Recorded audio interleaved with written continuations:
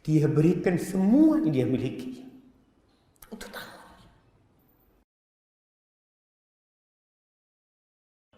Fala Rasulullah sallallahu alaihi wasallam ajwadu bil khair min ar-rihil mursalah. Rasulullah sallallahu alaihi wasallam itu lebih baik, lebih dermawan dengan harta yang dia miliki daripada angin yang ditiupkan. Allahu Akbar. Rasulullah sallallahu alaihi wasallam ketika dapat kelebihan rezeki. Kita tahu masa sulit Nabi alaihi wasallam awal hidupnya.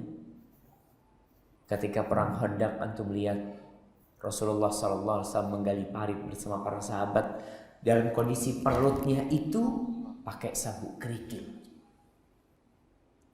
Karena menahan lapar, takut kena emah. Jadi sabuknya Nabi alaihi wasallam itu kerikil. Beliau sering berpuasa sunnah. Kadang-kadang karena di rumahnya tidak ada makan, beliau puasa. Makanya antum kalau membaca hadis bahwasanya Rasulullah sallallahu alaihi wasallam itu kalau berbuka dengan apa? Dengan rutaibah, dengan kurma yang masih segar, masih basah. Kalau ada, artinya itu adanya kapan? Di musim kurma panen. Kalau sekarang kan orang sepanjang tahun bisa makan kurma basah karena kita ada kulkas, ada freezer. Tapi Rasulullah SAW ketika panen kurma baru ada tuh kurma yang kayak gitu. Kalau nggak ada, beliau berbuka apa? Kurma kering. Kalau nggak ada, hasawat minal ma'. Beliau meminum beberapa teguk air. Dan cuma itu yang beliau lakukan.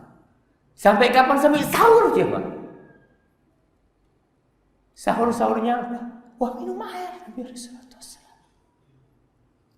Maka susah hidup Nabi alaihi salatu wassalam. Kita kadang-kala ketika berbuka, subhanallah, segala makanan kita makan. Makan ini, makan itu. Nanti habis tarawih makan lagi. Terus mau tidur makan. Sahur pun Masya Allah kita lihat. Antum lihat sahur. Nah lihat di ruangan ini ada sahur rawon sama kurma. Insya Allah. Kalau Nabi SAW kurma aja, kalau nggak ada air, kita semuanya ada.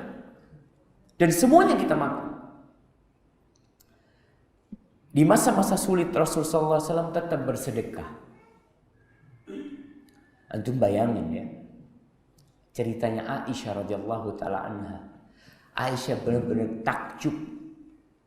Suatu hari kata Aisyah radhiyallahu taala anha, datang seorang wanita mengemis dengan dua putrinya. Datang. Dilihat sama Aisyah, pengemis yang butuh dibantu. Akhirnya Aisyah radhiyallahu taala anha masuk ke dalam rumahnya. Dia cari makannya di dalam rumah. Alhamdulillah, dia dapatkan 3 butir kurma. Yang ada di rumah Rasulullah SAW hanya 3 butir kurma. Nggak ada kan? Diberikan 3 butir kurma itu kepada pengemis. Si ibu, Masya Allah, dibagi itu 3 bertiga.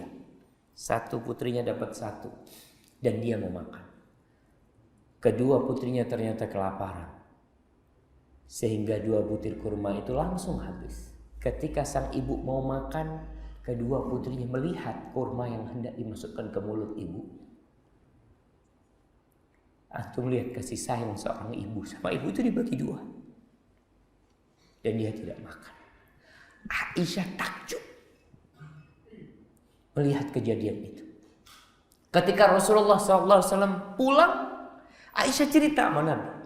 Pemandangan yang begitu mengherankan dia tentang kasih sayang seorang ibu, karena Aisyah radhiyallahu taala anha tidak pernah menjadi seorang ibu. Dia sampai meninggal dunia tidak punya anak. Maka dia takjub dengan kasih sayang seorang ibu.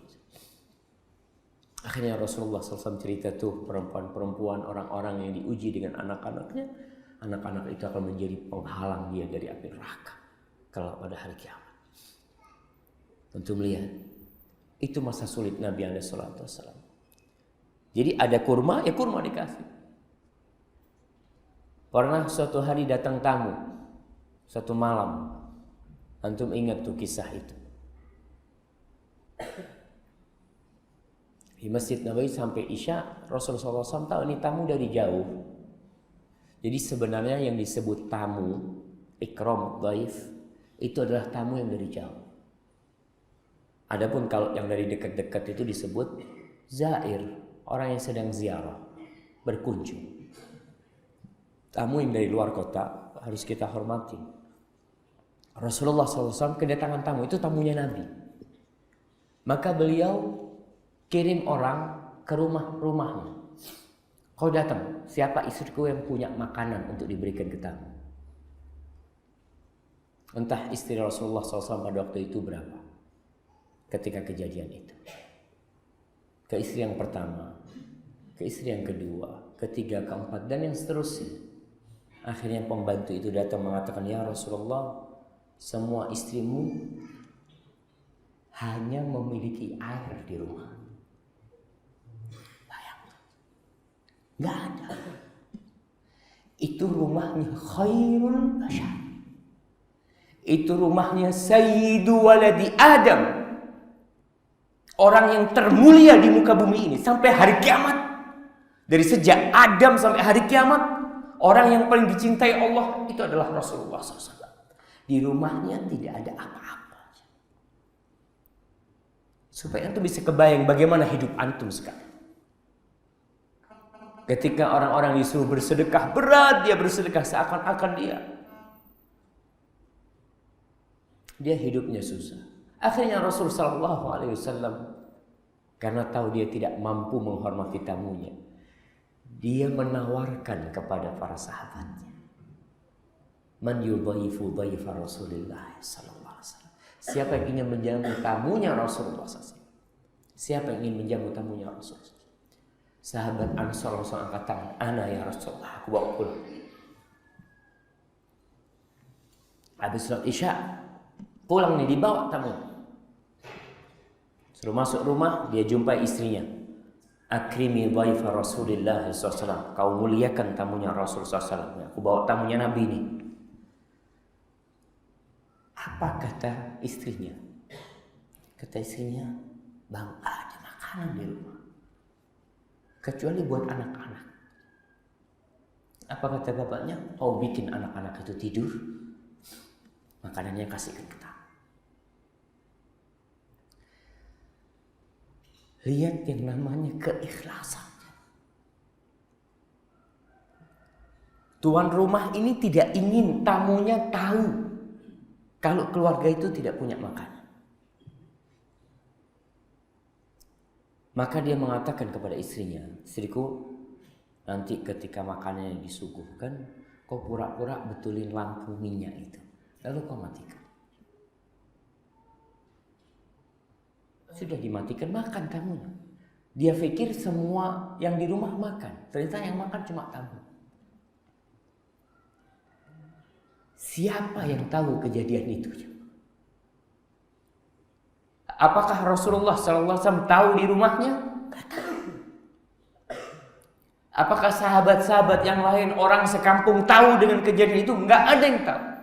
Kecuali suami istri ini dan Allah dari atas langit yang ketujuh.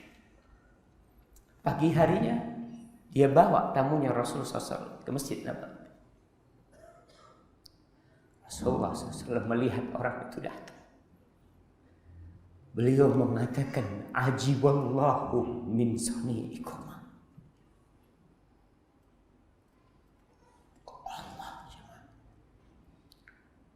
Allah itu takjub dengan perbuatan kalian berdua. Dia berikan semua yang dia miliki untuk tamu. Jadi subhanallah, mereka benar-benar orang yang memandang dunia ini Dunia ini hanya tempat untuk singgahan yang kita lewatin, kemudian kita akan pergi. Itu di masa-masa susah mereka berbagi. Ketika mereka kaya raya, Rasulullah SAW di akhir hayatnya alhamdulillah sempat punya harta. Pada tahun ke-10 Hijriah, Rasulullah SAW berhaji. Tahu itu? Haji wada Nabi SAW. Beliau bawa 100 ekor onta. Ketika beliau punya harta itu pun untuk Allah. Beliau bawa tuh 100 ekor onta.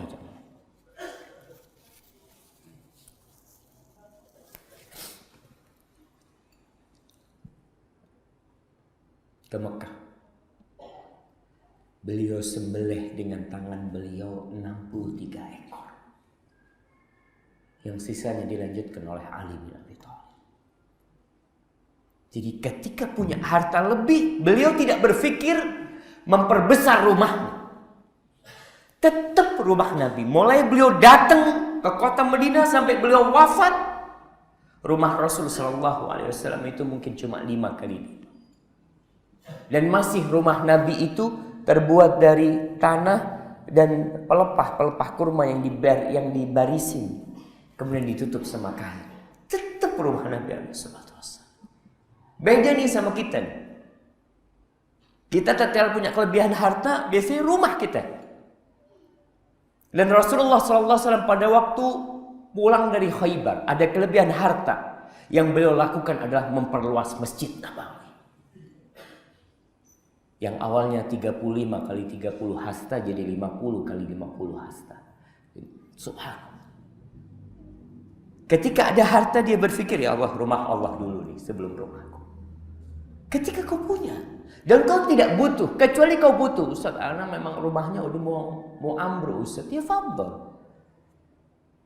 Kau mau melakukan, coba tolong perhatian dengan rumah Allah Jalla Jalla. Terus terang ada rumah-rumah Allah yang ana masuk, ya aromanya kurang menarik. Mungkin lebih menarik kamar antum. Ada apa yang semprotan. Di sini ada semprotan berapa? Oh cuma 2, ini belakang nggak nyium. Antum punya kelebihan rezeki, oh, saya mau taruh minyak wangi di sini 10 hari terakhir nih supaya orang-orang nikmat beribadah. Ana mau pasang. Apa yang bisa antum lakukan? Antum punya kelebihan rezeki, ya Allah aku cuma punya 10.000, nggak apa-apa. Kau sumbangkan 10.000 untuk bangun rumah Allah. Apa kata Rasul sallallahu alaihi wasallam? Man bana lillahi masjidan walau kamifhasi qata au qata. Banallahu lahu baitan fil jannah. Barang siapa yang membangunkan untuk Allah masjid, rumahnya dibangunkan lillahi ta'ala. Walaupun sebesar sarangnya burung dara pasir. Ya mungkin seperti ini ya sarangnya. Nggak bisa buat sholat. Itu Allah akan bangunkan bagi antum rumah di surga Allah. Yang lebih indah dari rumah antum. Yang lebih indah dari istana yang paling baik di muka bumi ini. Bahkan kata Nabi SAW, surga itu la mawdi'u sawti ahadikum fil jannah khairun minad dunya wa fiha. Kalian tahu tempat pecut. Biasanya orang naik kuda pakai pecut. Itu tempat pecut di surga. Luasnya berapa? 1 meter kali 10 cm kali 2 cm. Itu lebih baik dari dunia dan isinya. Kita ini ketika ada kesempatan berusaha untuk kita yang dapat pahala, jangan orang lain yang dapat pahala. Kalau kita mampu, jangan merasa sudah cukup. Alhamdulillah, anak sudah bantu sana, bantu sini, bantu macam-macam. Subhanallah. Rasulullah SAW ketika perang Badar, ketika perang Tabuk, Nabi SAW berangkat ke Tabuk. 1 onta itu gantian 3 orang. 1 onta gantian 3 orang. Rasulullah SAW gantian sama Ali bin Abi Thalib, satunya anda lupa, kalau salah Abu Umamah. Gantian nih. Awal keluar dari kota Madinah, siapa yang naik? Rasulullah SAW. Dapat beberapa jauh, beliau turun. Beliau turun nih dari ontanya. Karena waktunya yang lain untuk naik. Apa kata dua sahabat ini? Kata Ali bin Abi Thalib dan sahabat yang lainnya, ya Rasulullah, nahnu namshi anka. Wahai Rasulullah SAW, kita yang jalan ketika bagianmu jalan, kau terus naik. Apa kata Rasulullah SAW? Beliau mengatakan, ma antuma bi aqwa minni. Kalian berdua tidak lebih kuat dari aku. Dan aku juga butuh sama pahala. Bukan cuma kalian yang ingin pahala. Beliau jalan kaki. Itu Ali naik onta, beliau jalan kaki. Karena beliau kesempatan. Ketika membangun Masjid Nabawi, para sahabat pada ikut ngangkat batu. Nabi berusaha ikut ngangkat batu. Itu yang diajarkan oleh Rasulullah SAW.